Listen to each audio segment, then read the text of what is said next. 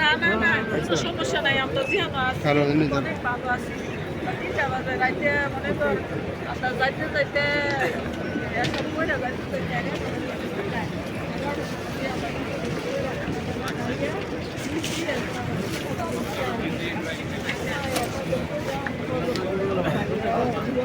বাসা আবার গিয়ে আবার কাজ ওই বেশি দূর না 10 মিনিট আগে আর কি হাজার হাজার লাখ লাখ মানুষ একটা করে গেছে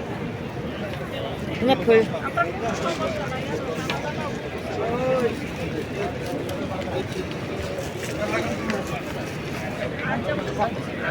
ফজরের সালাতের পর হারেম শরীফে আজ 17 অক্টোবর 2025 জুমাবার 3টার সময় আসলাম।